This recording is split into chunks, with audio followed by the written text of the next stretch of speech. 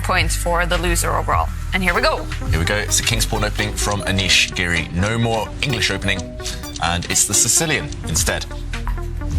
This is very standard stuff. This is the opening repertoire that Carlsen was relying upon in the 2018 World Championship against Caruana. So lots of trades early on. Now Black's queen coming out, putting some pressure on White's knight in the middle of the board. Now, okay, White coming up with a temporary piece sacrifice. Magnus raising his eyebrows. The White bishop there, is that right? Oh my God, Magnus Carlsen has just given up his queen. What? He's going to get 3 pieces in return. But look at this, the Black Knight, I said it was pinned, it cannot move, it stepped back, capturing a bishop. And then White's bishop took a queen. Right now, it's a crazy imbalance. White has a queen, Black has a knight and 2 bishops in return. The first move that I would consider is this move that Anish has just played, and entice the knight to step backwards and then start moving forwards. And Anish is he's reading my mind. This is what I want. Jovanka, he's expecting these moves, and Magnus is about to move his central knight in front of the Black King out of the way. He's clicked on that piece. Which way is he going to go with that knight, though? Yeah, he's danced around too much, too long already with the Black Knights. It's really scary for the world champion. Black bishops, they are the problem pieces. They are yet to enter the battle. Okay, and Anish Giri driving the knight backwards, attacking it, and the knight has a big problem. It has to move to the edge of the board. This is, and then again, what's it doing on the edge of the board? It can get locked out of the game, and suddenly it will be a queen against 2 minor pieces, and that's not sufficient.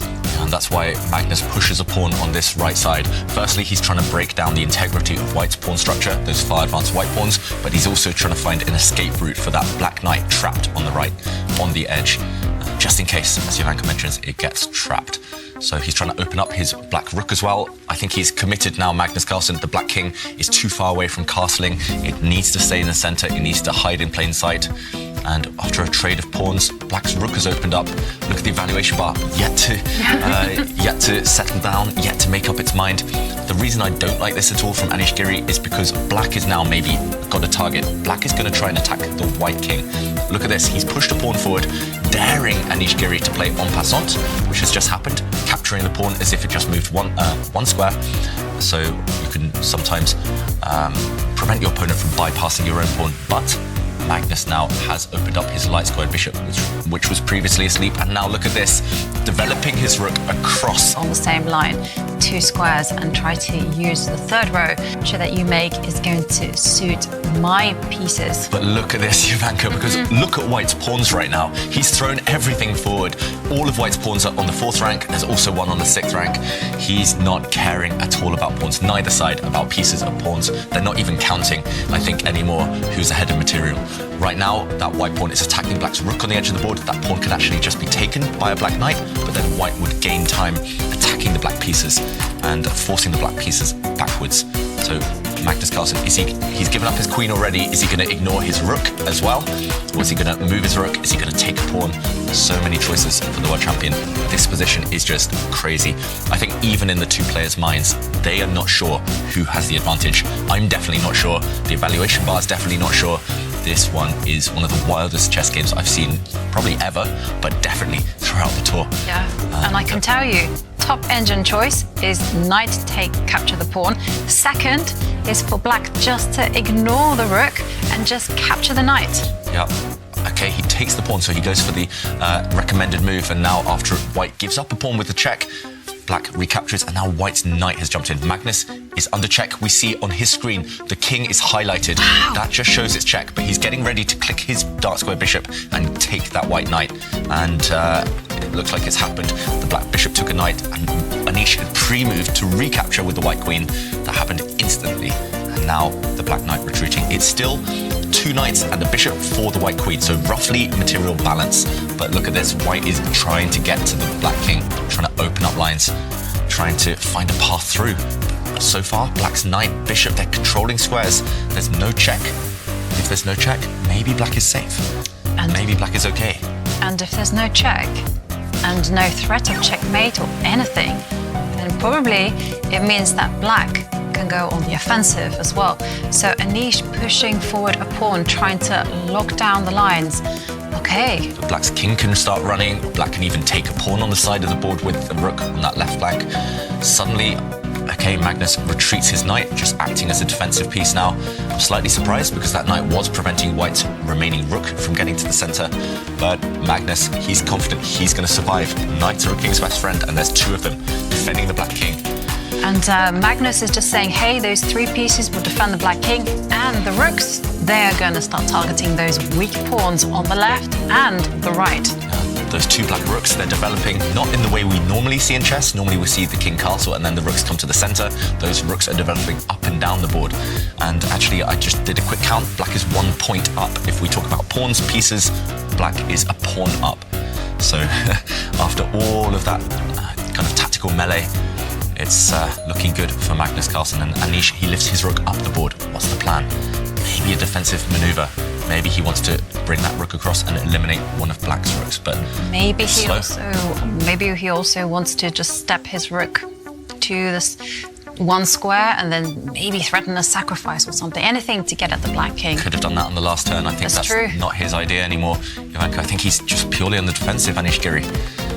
But Magnus Carlsen, he's going to move one of his rooks. I'm not sure which one, but he's going to move one of his rooks. Oh no, he moves his king. There we go, just looking on the screen, he dragged his king to the side there, away to safety. And now there's danger on the board because the black rook is threatening to attack the queen, and that's why Anish gives a check, which is promptly intercepted by the knight. But look at the black king, safe as the proverbial houses. Yeah, so Anish there, he's about to capture a pawn. He's pausing, he's changing his mind. Look at the thought process from Anish Giri. He's indecisive, he's not sure which direction to go for with that queen.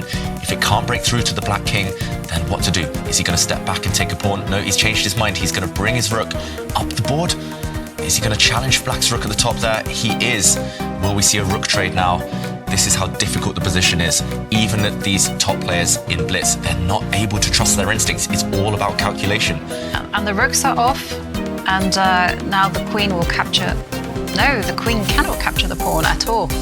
No, because of course black will also go and capture the pawn that is up for grabs, and suddenly Black's rook is amazing. The knight that is sitting next to the king is an aggressive piece. So the white queen is forced into a defensive role, and the problem as well is that the queen and the rook are forced to defend pawns. And okay, wow, I was about to say Anish Giri, he's banking on the fact that Magnus Carlsen's pieces, the knights and bishop, are tied down defending their king, but Magnus gives up a pawn.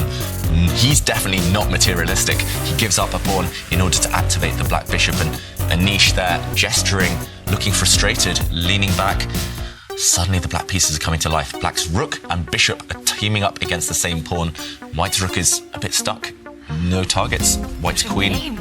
Yeah, that's why a queen is actually worth the same as three pieces. But the problem is there's three of them.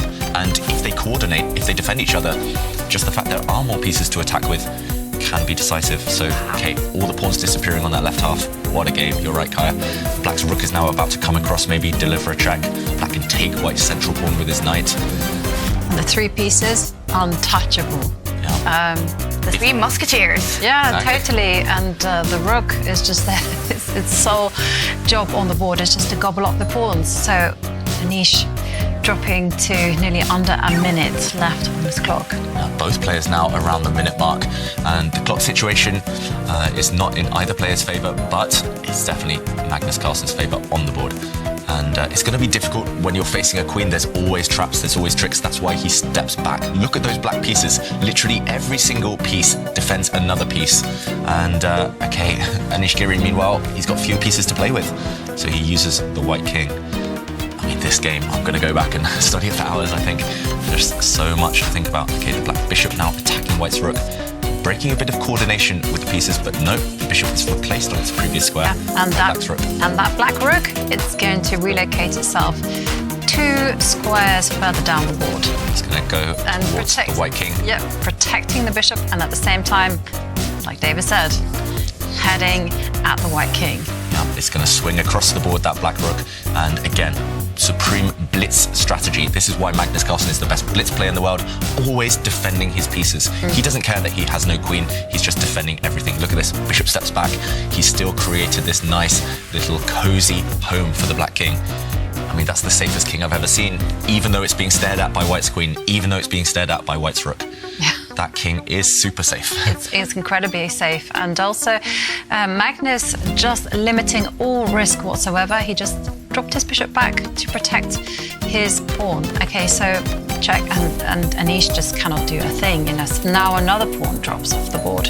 Yeah, black's rook has gobbled up all the pawns, and black now is 2 points up, 2 clear pawns. All black needs to do is start going for the white king, I feel. Once the black pieces coordinate, it's going to be checkmate. Maybe we'll see checkmate coming. The black pawn can push forward to attack the white queen. Okay, Magnus just steps back with his rook. Deadly threat now of checking the white king from the front with the black rook. Also, for black's knight to jump in towards the white king, it's game over, I think. That white king is doomed. There's going to be no way to save this game. Magnus just needs the finishing touches now. The black knight can come into the attack. Yeah, I was going to say the black knight, but Magnus says, okay, it's fine. I can just push my pawn. And again, every single one of Magnus's pieces are protected. Yeah, it's as if the black king has got all his clothes on. The white king, look at it. It's naked. It has no protectors, no defenders around it.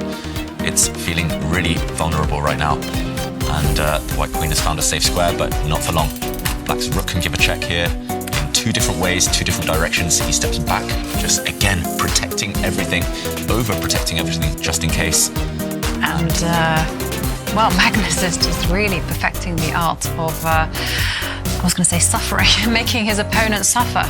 And look at this black pawn, this lone black pawn. The pieces are all perfectly placed for black, so use your pawns now to create the threats. And white just trying to get to the black king, but nothing Anish can do here. Black's king is too safe. And okay, one threat on the board. White's queen is trying to take that black rook because there was a pin. It was undefended, so Magnus again defends everything. He defends his black rook, and he attacks white's rook, gaining time.